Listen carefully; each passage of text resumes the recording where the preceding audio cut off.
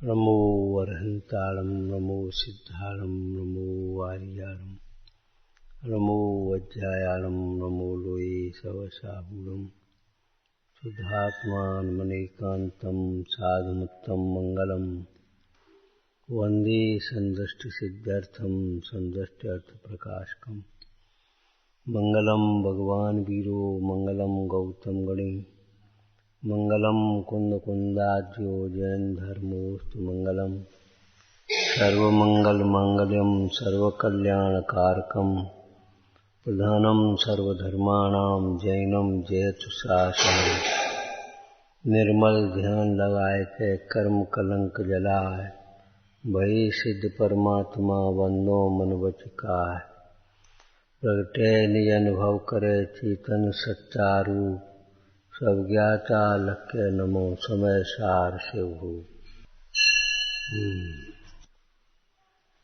कर्म का फल भोगने लायक नहीं है तो क्या भोगने लायक है? अपने ज्ञानानुभूति से उत्पन्न आनंद भोगने लायक है। और जब तक ज्ञानानुभूति से उत्पन्न आनंद में लीनता न हो तब जब तक अपने स्वरूप में लीनता न हो तब तक क्या भोगने लायक है? तब तक उसी की भावना भाने लायक।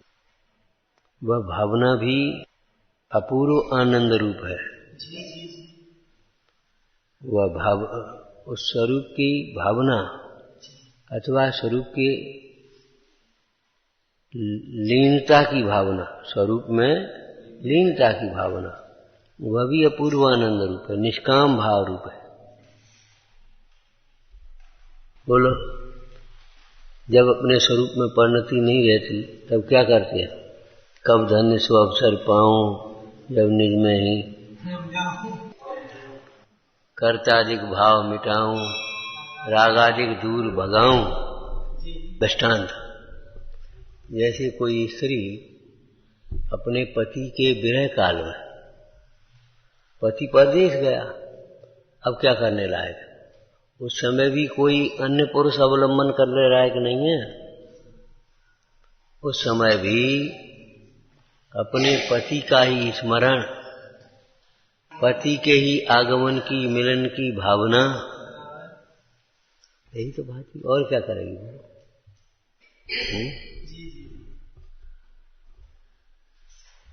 अथवा व्यवहार अनेक प्रकार का है। पति के समीप आए हुए, पति के समीप से आए हुए अन्य भाई से चर्चा, वार्ता, आओ भैया आओ बैठ ले, पानी वानी पी ले, और भैया मिले थे का कचकाई थी। मतलब वो आना बैठाना पानी पिलाना वो काय के लिए है? पति के समाचार पूछने। ऐसे ही जब स्वरूप भावना में भी न रह पाए तो जो स्वरूप में लीन रहते हैं उनकी भक्ति, स्वरूप में लीन रहते हैं ऐसे परमेश्वर की भक्ति, उनसे चर्चा वार्ता, जो स्वरूप से बाहर आए ना। एक चर्चा की थी पहले, याद हो तो, गुरु शिष्य का मिलन कहाँ होता है? शुभोपयोग में। ये जो गुरु हैं वे तो शुद्धोपयोग से शुभोपयोग में आए, और ये अशुभोपयोग से शुभोपयोग में आए, तब मिलन हो। और कितना अभागा होगा वह से। गुरु तो शुद्धोपयोग से शुभोपयोग में आकर के तुझे शुद्ध आत्मा समझा रहे हैं, और तू अशुभोपयोग को छोड़ करके तैयार नहीं है सुनने के लिए। कितना अभागा। कोई तो भीतर से तलघर से निकल करके आकर के बैठा, हाँ भाई बोलो, और तू घाम से आकर के नहीं खड़ा हो पा रहा है।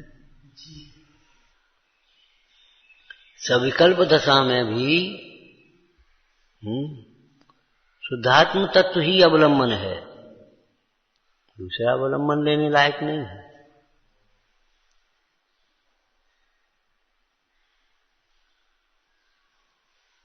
दृष्टांत समझ में आ गया ना। पति के विरह काल में भी उसे पति का ही अवलंबन है, पति के गुणों का स्मरण कर रही है, पति के आगमन की प्रतीक्षा कर रही है?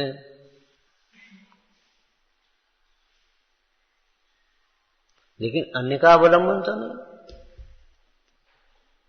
ऐसे जब स्वरूप में नहीं रह पाते ज्ञानी, तब भी स्वरूप की ही भावना भार है।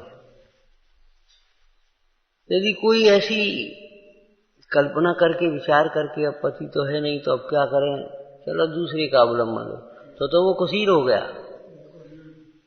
और फिर उसे तो पति मिलना ही नहीं है, वो उसी में। ऐसे जो अपने स्वरूप में उपयोग न रहे तो स्वरूप को भूल जाए और अपने इन व्यवहार कार्यों में संतुष्ट हो जाए, उसे तो शुद्धात्मा मिलेगा भी नहीं। अब क्या करें, स्वरूप में तो रहते नहीं, स्वरूप में लीनता तो होती नहीं इस भूमिका में। तो इसलिए अपने पूजा करो, भक्ति करो, स्वाध्याय करो, दान करो, पुण्य करो, तीर्थ यात्रा करो, चर्चा करो, बस अपने कर रहे हो बस। और बताओ क्या करें, अब स्वरूप में लीनता तो होती नहीं है, लेकिन उसकी भावना भी नहीं होती। ये कहाँ लिखा है? उसका लक्ष्य भी नहीं रहता, ये कहाँ है? तो ये तो उसका लक्ष्य भी नहीं है, भावना भी नहीं है, पुरुषार्थ भी नहीं है, कोई छटपटाहट भी नहीं है, ठीक है, जैसे कोई बात ही नहीं।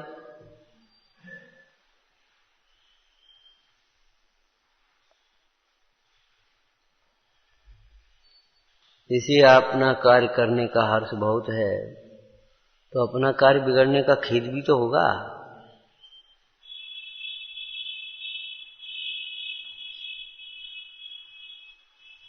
एक सामान्य सा व्यापारी होता है, और चाहे कोई हो, अपना नुकसान होने का तो उसे खेद होता है।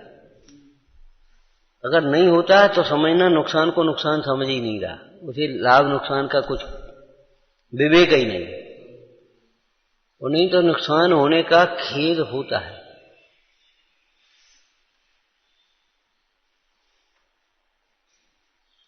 अथवा तो नुकसान भी नहीं हो और लाभ नहीं हो, उसी का खेद होता है। लाभ नहीं हो पा रहा, उसी का खेद है। ऐसे अपने स्वरूप का लाभ नहीं होता, वही खेद है उसको। कहाँ हो ये, एक एक पल भारी पड़ता है,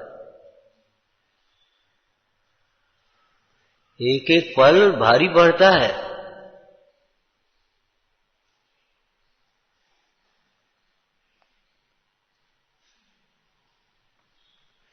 आचार्य अमृतचंद स्वामी ने ऐसी भावना क्यों भाई, मम परम विशुद्धि भवतु, और फिर ये क्यों कहा समय सार व्याख्या।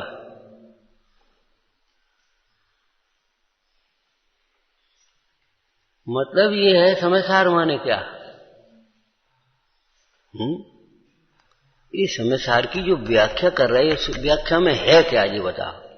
कोई इतने उतने की पेज तो भर नहीं रहे, इतने उतने की चर्चा तो कर नहीं रहे कोई। शुद्धात्मा की महिमा को ही अब यहां जो लिख रहे हैं, तो यहां कितनी होगी तब यहां कितनी लिख पाएंगे। यहां कितनी भाई आएगी तब यहां कितनी लिखी जाएगी, ये सोचो।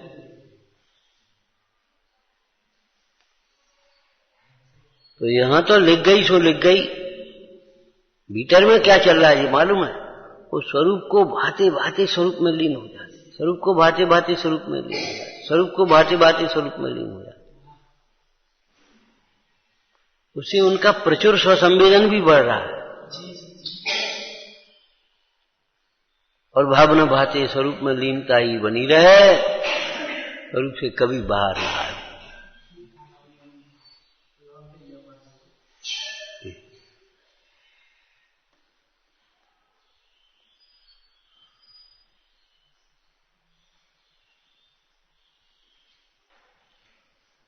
वहां भी उसे हर्ष होता है।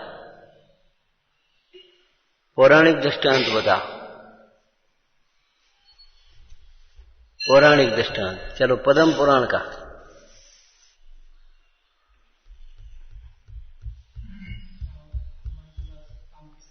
सीता जी लंका में बैठी बैठी क्या कर रही थी ये बता। वहां राम बने नहीं थे, लेकिन एक क्षण भी राम से बाहर नहीं हुआ उनका चित्त। उनके चित्त में राम बसे हुए थे। चित्त में बसी हुई राम की मूर्ति को निहार रही थी, राम के गुणों का स्मरण कर रही थी, राम के संदेश की प्रतीक्षा कर रही थी, भावना बाहर थी। तो अब राम तो नहीं आए, परंतु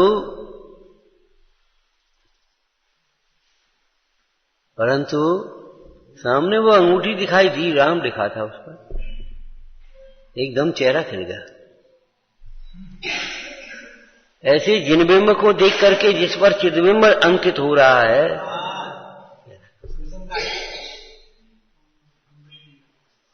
ध्यान लीन मुनराज को देख करके ऐसा लगता क्या है, क्या स्वरूप है, क्या स्वरूप लीनता है।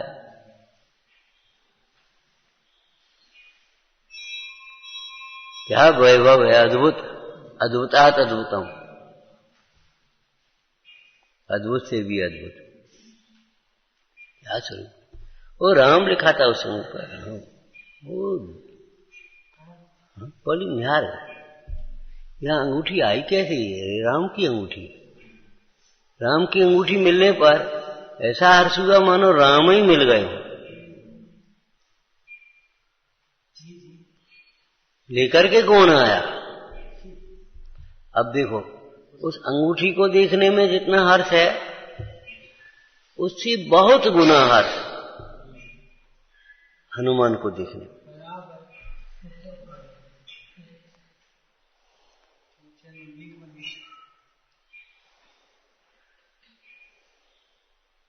कहीं रास्ते में पड़ी तो नहीं मिल गई? राम ने भेजा है तुम्हें और राम की अंगूठी है, बताओ भाई, प्रमाण दो।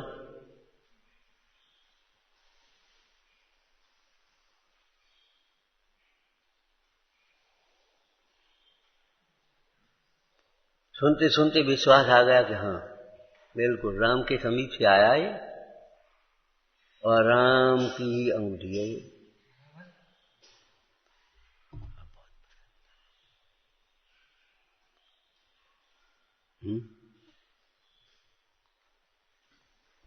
उस मुद्रिका को उंगली में धारण करते हुए सीता अत्यंत प्रसन्न है। लेकिन राम का मिलना राम का है, वो अलग ही है।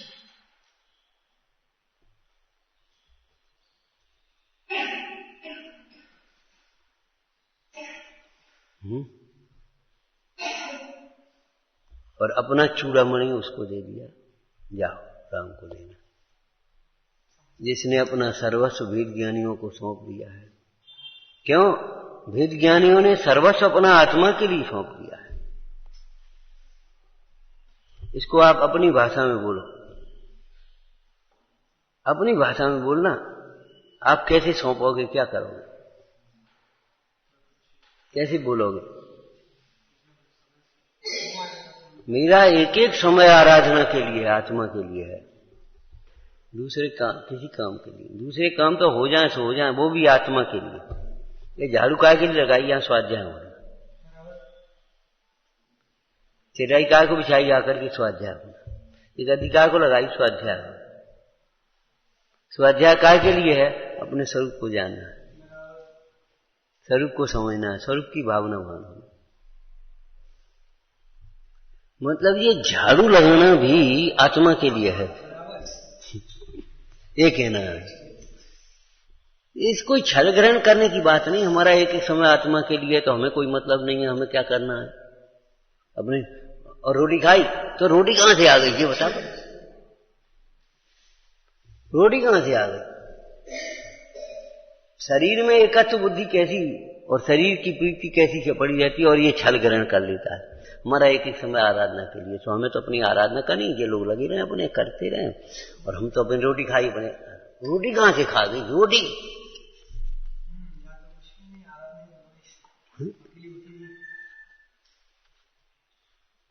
और सो भी यथालब्ध के यथेच। वहां तो यथालब्ध नहीं, यथेच्छ। रोटी भी आराधक की तरह कहां खाई है तुमने?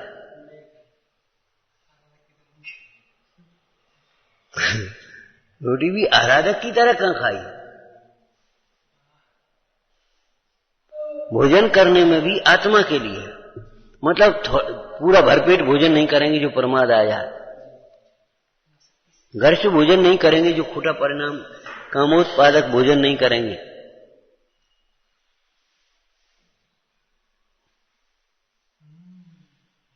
दीनता से भोजन नहीं करेंगे, कसाय की से भोजन नहीं करेंगे, चिड़चिड़ाते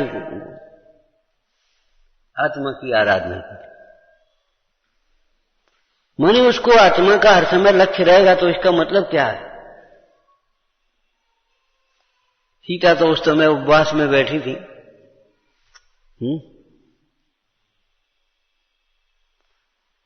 लेकिन जब सीता को राम का समाचार मिल गया और हनुमान ने, विभीषण ने उनको भोजन कराया, तो पंच परमेष्टि का स्मरण दर्शन भक्ति करते हुए फिर भोजन किया। तो भोजन भी काय के लिए है? राम के लिए।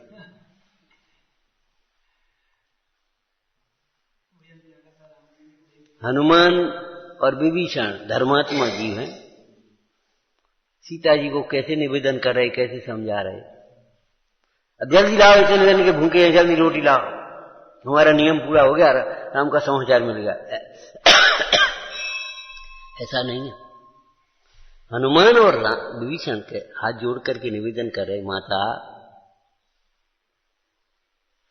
इस शरीर को टिकाने के लिए भोजन करो, राम का मिलन, शरीर आएगा तभी तो राम मिलेंगे। देखो, किसी भी दृष्टांत को भी सूक्ष्मता से और गहराई से देखा करो।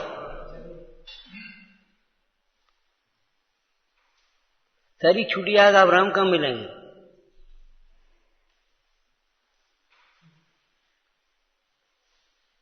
तो आराधना के लिए, शरीर को टिकाए रखने के लिए ये आहार ग्रहण कर।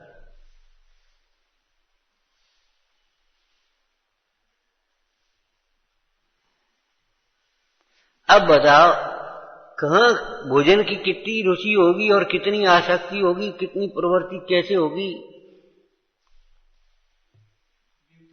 कहां की मिर्ची, कहां की नमक, कहां की खटाई, कहां की ये, कहां चाट पकौड़ी, कहां की कुछ, अरे कहां जो आमने आ गया।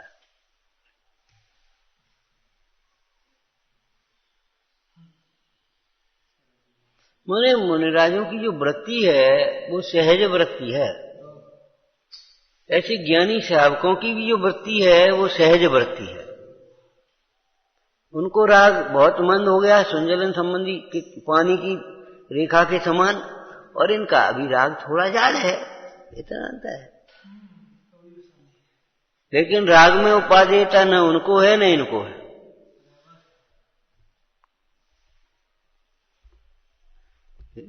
भले अविरति श्रावक भी हो तो भी उसकी दृष्टि में राग है।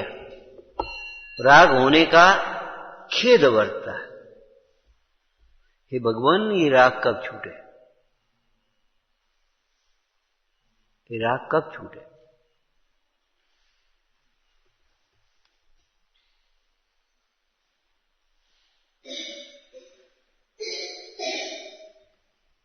समझ गए कि नहीं?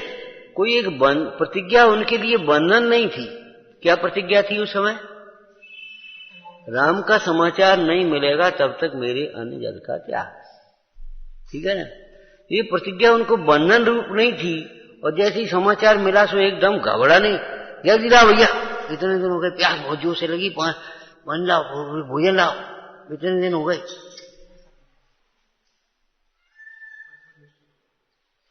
हाँ, प्रतिज्ञा पूरी हो गई तो अभी वो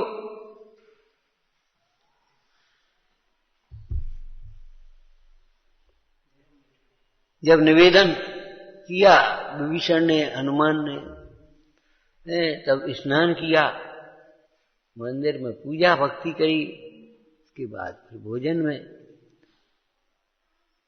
फिर राम का स्मरण है। देखो, राम के बिना भोजन कर रहे। और अकेले राम की बात नहीं है, वो तो लौकिक बात है। मुनीश्वरों का स्मरण,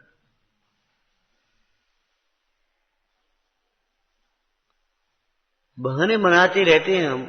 विचार करो, जंगलों में कौन सी साधन है, क्या है, और वहां जंगल में भी अगर आहार बनाया राम लक्ष्मण सीता ने, तो वहां भी आहार दान दे रहे हैं, और भावना पूरी हुई हो उदय के अनुसार।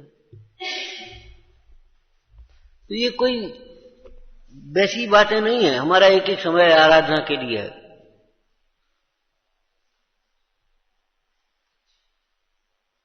ये केवल कहने की बातें नहीं है कि पढ़ लिख करके कहने लगे हम।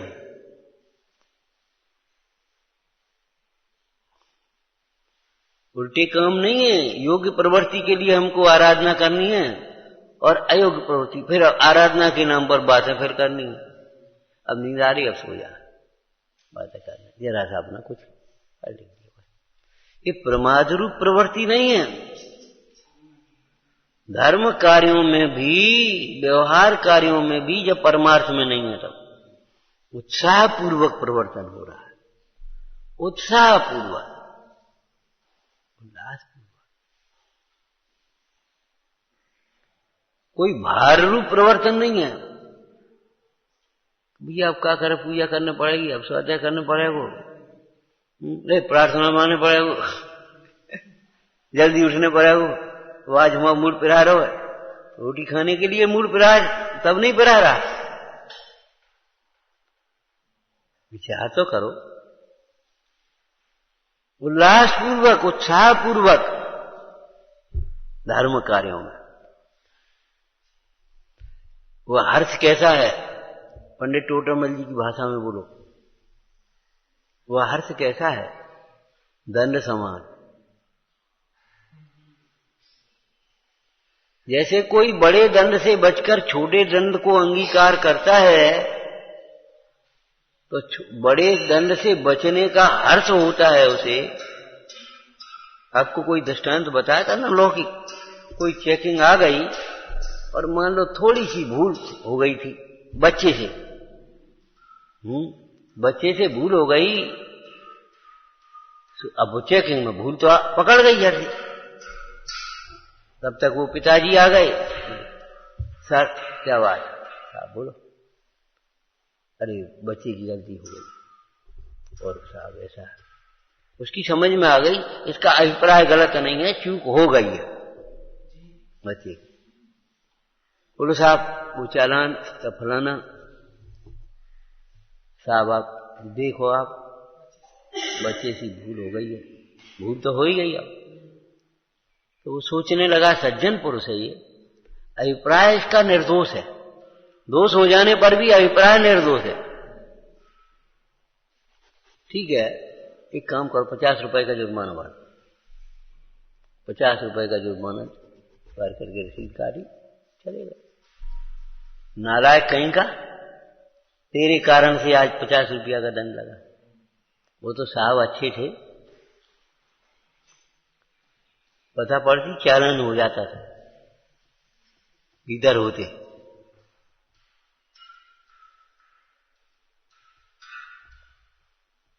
ध्यान रखना आगे से कैसे काम करता है, समझ में नहीं आती। वह व्यापारी अपने पुत्र को ऐसे डांट रहा है, टोक रहा है। ऐसे ज्ञानी अपनी परिणति को डांट रहे हैं, टोक रहे हैं, स्थितीकरण कर रहे हैं। वे तो साहब अच्छे थे, 3 लोग के साहब हैं। हाँ, उनकी भक्ति से अपकर्षण संक्रमण तो अपने कर्णन योग की भाषा है, अध्यात्म की भाषा। वो तो साहब अच्छे थे, उन्हें देखते ही अपने स्वरूप में आ गए। फिर उनकी अंतर्मुखी मुद्रा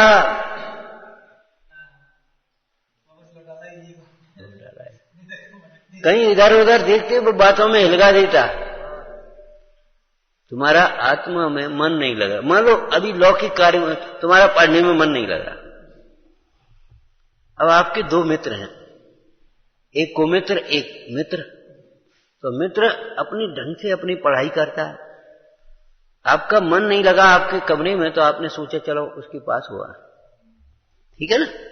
आप उसके पास गए, कौन सा, जो बढ़िया मित्र है, अध्ययनशील है, सदाचारी है, शीलवान है, विवेकवान है, विनयवान है, सब बात अच्छा से। वहां गए, उसको देखा, वो तो अपनी पढ़ाई में लगा। अब उसको लगे हुए देख करके ही तुमको ऐसा लगने लगा, रे धिक्कार है का, हम बेकार पागल से चले आए। अब वो ऐसा अपनी पढ़ाई में ऐसे लगा था, बहुत एक सीरियस प्रश्न था उसका, तो उसके में लगा था। उसने झट से एक किताब दी, ले तुम अपना काम पढ़ो, तब तक तुम भी पढ़ो। मुंह से भी नहीं बोला, तब ये तुम पढ़ो। अब तुम भी पढ़ने लगे। पढ़ने लगे कि नहीं पढ़ने लगे?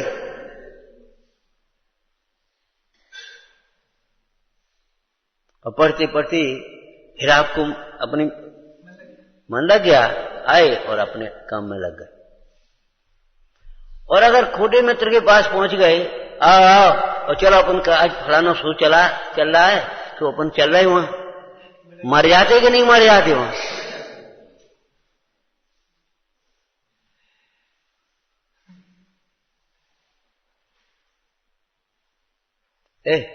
तुमने अखबार देखो, आज अखबार देखो, तुमने वो देखी, वो का नाम, वो का होती, वो कंप्यूटर वो आते टीवी वगैरह, तुमने वो देखी थी? वो फलाने वहां ऐसा हो गया, वहां ऐसा हो गया, वहां ऐसा हो गया, वो ऐसा हो गया, बस आज तो अपन भी ऐसे ही चलो।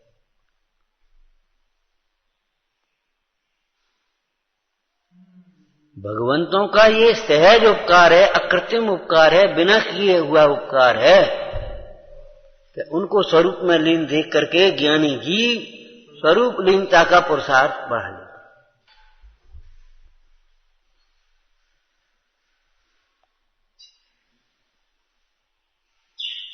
यदि स्वरूप में न रहे और कहीं इधर उधर चला जाए शुभ कार्यों में, तो स्वरूप में आना बहुत मुश्किल हो जाए। ये कर्म फल भोगने लायक नहीं है। तूने जिंदगी भर राजा की सेवा की है, अब तो ये खजाना का द्वार खुल गया, खजाना भंडार खुला है, बीच में खेलने में अटक जाने लायक नहीं है, खाने पीने में अटक जाने लायक नहीं है, भंडार से वंचित हो जाएगा।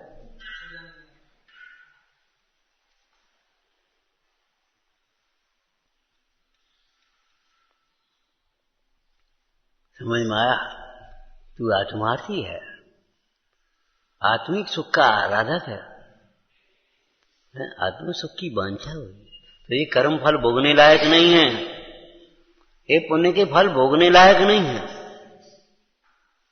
इनमें अगर रुक जाएगा तो तू अपने स्वरूप से वंचित रहेगा। कोई स्तुति की लाइनें हैं, पढ़ते हो? पा करके कुछ बाय वस्तुएं, पा करके कुछ बाय वस्तुएं पास नहीं,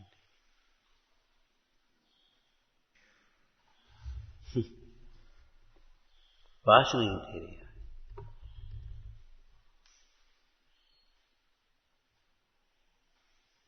भले आत्मस्वरूप में उपयोग नहीं लगाओ, लेकिन वही भावना भाने लायक है।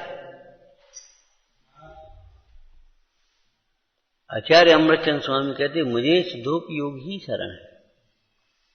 हमेशा की व्याख्या से मतलब ये टीका लिखने से एक हमू लिख दें, एक हमू लिख दें, एक हमू लिख दें, ऐसे कोई लिखने के लिए लिखने की बात नहीं है। टीका लिखने के काल में आपको टीका लिखना दिखाई दे रहा है, बाहर से देखते हैं, लेकिन अंतरंग में उस समय सार की व्याख्या कायम हो रही है। ज्ञान में महिमा का विस्तार होना, इसी का नाम तो व्याख्या है। अपने भावों में उस समय सार की व्याख्या होना, विस्तार होना, इसी का नाम व्याख्या है। तब तो लिखा जाएगा। क्या लिखेंगे? आत्मा रस है, अब अरस का कोई चिंतन चलेगा, ज्ञान में भाव भाषित होगा, तब तो यहां लिखा जाएगा कि पुद्गल द्रव्य से भिन्न है इसलिए अरस है, पुद्गल द्रव्य के गुणों से भिन्न है इसलिए अरस है, पुद्गल द्रव्य के स्वामित्व से भिन्न है इसलिए द्रव्य गुण, द्रव्य इंद्रियों से रस नहीं सकता इसलिए रस है। भाव इंद्रियां भी खंड खंड परमार्थ से अपना स्वभाव नहीं, उनसे भी रस ग्रहण नहीं करता इसलिए रस है। रस को जानने की वेदना नहीं है और रस जानने का सर्व विषयों में सर्व साधारण संवेदन स्वभाव है इसलिए रस है। और रस का ज्ञान होते हुए भी रस रूप नहीं होता इसलिए रस। अभी व्याख्या कैसे हो गई है? इन व्याख्याओं का 6 बिंदुओं का अंतिम वाक्य क्या है? इसलिए अरस है, अरस है, अरस है, अरस है, अरस है। किसके बल पर? सरस के बल पर। और सरस की में भाते भाते स्वरूप में रस, उस बाह्य रस से अत्यंत विरक्त हो गया। बाह्य रस से अत्यंत, इसका नाम है व्याख्या। सुनी होते थे, पढ़ी और नोट करते ही लिख दी, वहां ये लिखा है, वहां ये लिखा है, वहां ये लिखा है। जो बताओ अमृतचंद स्वामी ने कहां लिखा, कहां क्या लिखा है? वे टीका कर रहे, कहां लिखा है? यहां के लिखा है, यहां ये लिखा है, यहां लिखा है।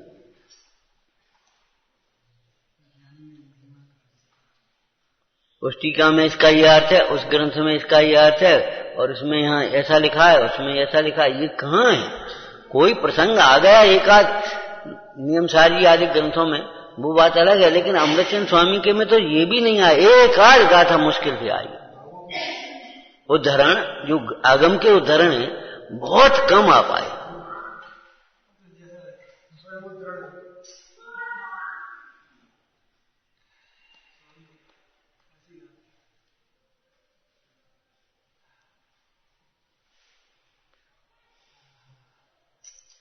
आपको मालूम है, इसको 1 घंटे बाद फांसी लगनी थी, कितना निश्चिंत बैठा था और पुस्तक पढ़ रहा था।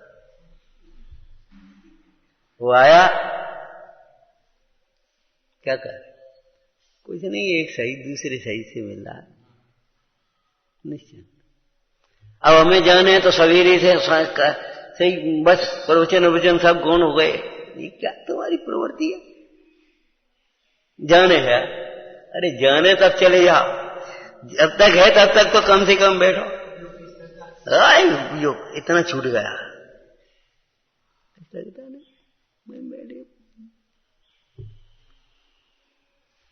ध्यान रखना, ये शुद्धात्मा हमको नहीं मिल पाया, इसमें हमारी ही अपात्रता है और कोई निमित्त की कमी नहीं। अब सब प्रकार से अवसर आए, हमारी ही विपरीत सोचे हैं।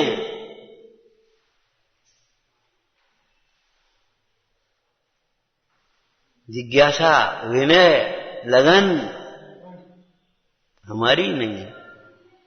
बहुत टाइम है, इतना टाइम तो क्या कहें हम, बहुत टाइम। केवल बहाने हैं। 6 घंटे सोने के लिए चाहिए, वो चाहिए कहां से आ गया?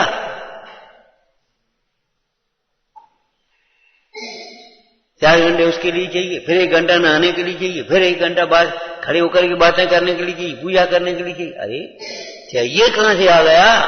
आराधना करने वाले जीव को कहां चाहिए लगा है। और बस फिर जो हमारे पास टाइम नहीं, वो हमें टाइम नहीं मिलता काम के मारे। इतनी गंदी सोच है। अरे प्रसन्नता से लगे, बहुत टाइम है। अनर्थ दंड अन्य कार्यों में से समय बचाओ, पहले अनावश्यक कार्यों में से बचाओ समय। आलस्य छोड़ो, क्रिया सुधारो, ज्ञानाभ्यास करो। आलस्य नहीं छोड़ते, क्रिया नहीं सुधारते तो ज्ञानाभ्यास कैसे करोगे? कल ये भैया सुना रहे थे, राकेश भैया कथा सुन इनके कान मारो, बोले देखो भैया, भाव शुद्धि के बिना, क्रिया शुद्धि के बिना, मंत्र शुद्धि के बिना तुम्हारा अनुष्ठान सफल नहीं होगा।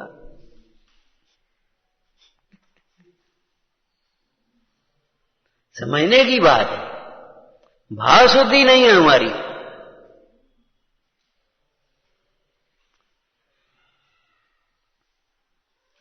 क्रिया शुद्धि की ठिकाना नहीं। यदवा तदवा पे क्या करें? वो गलती हो गई, वो गंदगी रह गई, झाड़ू लगा तो झाड़ू भी ऐसे लगा वो रहेगा, क्या करें? अरे ये कोई बात रही?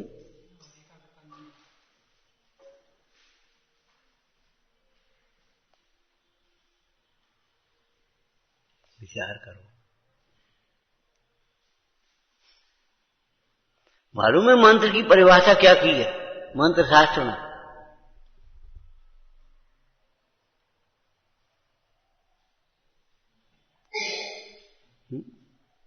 मन्यते ज्ञायते अनेन आत्मा देशो, जिसके द्वारा आत्मा जाना जाए वह मंत्र है। परम पद में स्थित परमेष्टि भगवंतों का बहुमान हो, उसका नाम मंत्र है।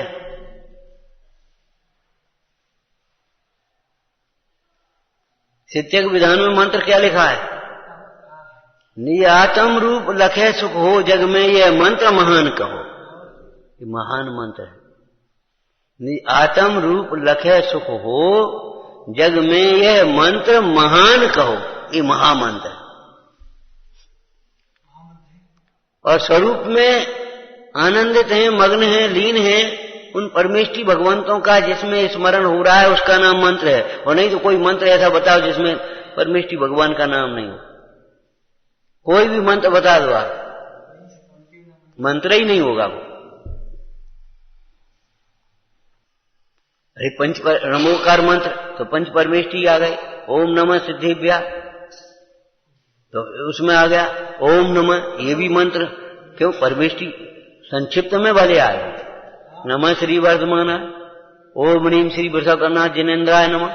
माने कोई ऐसा मंत्र बताओ जिसमें परमेष्टि नहीं हो। पंच परमेष्टियों का बहुमान तुम्हारे हृदय में अगर नहीं है,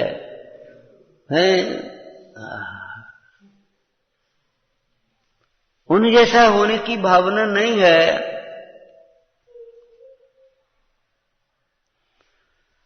तो विचार में फिर काय को मंत्र जप रहे मंत्र जैसे क्या हो जाए, इससे क्या होगा? हमने 1 लाख जाप कर ली। अरे 1 बार तो जाप कर लेवे, 1 बार तो जप लेवे। हम 1 लाख जाप करने का मन नहीं कर रहे, लेकिन 1 लाख जपने में कितनी विशुद्धता बढ़ जाना चाहिए। इस मंत्र से ही जुड़ा हुआ एक शब्द और प्रयोग होता है, मंत्रणा। मंत्रणा समझते हो? सलाह मशवरा। मंत्री होते ना इस तरह के संस्कृत से शब्द। संस्कृत अच्छी का मतलब ये है अच्छी, सुन रहे हो? उनमें से अच्छे अच्छे अर्थ निकालो, प्रयोजन परक, नहीं तो सबरी भूल जाओगे, कहीं मतलब नहीं है। सूत्र रट के थोड़े दिन बाद भूल जाओगे, कोई मतलब ही नहीं। पंच परमेष्टि से सलाह कर रहे, समझ रहे हैं उनके पास बैठ करके। पढ़ो भाई, समझो। जिनवाणी में बहुत कुछ लिखा है, सब कुछ लिखा है, ये समझो। एक समभाव सम और नाही रिद्धि है। एक समभाव के समान दूसरी कोई रिद्धि ही नहीं है। व्यास के बस खत्म हो गई बात। सर्वासिद्धि, वो सर्वासिद्धि विमान की चर्चा नहीं है। सर्वासिद्धि सर्व प्रयोजन की सिद्धि हो गई समता भाव से। अब मैं जानी समता बिन नहीं कोई आन सहाय, कुटुंब आदि को अपना माना भूल अनादि था। या लोक माहि बिन समता, दुख सहे जीव नीत भ्रमता। अब ज्ञानी क्या करते होंगे बोलो? या लोक माहि धरे समता, सुख लहे जीव नीत रमता। रमता भ्रमता नहीं, कर्म फल का त्याग, कर्म फल संन्यास। कर्म फल त्याग शील। कर्म के फल के प्रति जो राग है उससे रहित होता हुआ ज्ञानाभ्यास करता हुआ ज्ञानी कर्म करते हुए भी कर्म को नहीं बांधता। ये है मूल अर्थ, मूल भाषा है। तो कर्म के राग से रहित के क्या मतलब है? कर्म फल को राग से रहित, कर्म फल को इष्ट जानकर उसे चाहता नहीं है। कर्म फल को इष्ट जान करके चाहता नहीं है। अब बताओ उसको कर्म फल की क्या वांछा है? वो कैसे कर्म बनेगा? विचारना।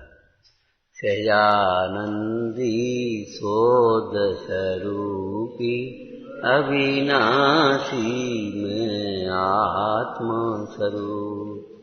सहजानंदी सोद स्वरूपी अविनाशी में आत्म स्वरूप। सहजानंदी सोद स्वरूपी अविनाशी में आत्म स्वरूप। हे जिनवाणी भारती तोय जपूं दिन में, जो तेरी शरणा गए सो पावे। या वाणी के जानते सूझे लोकालो, सो वाणी मस्तक नमो सदा दे।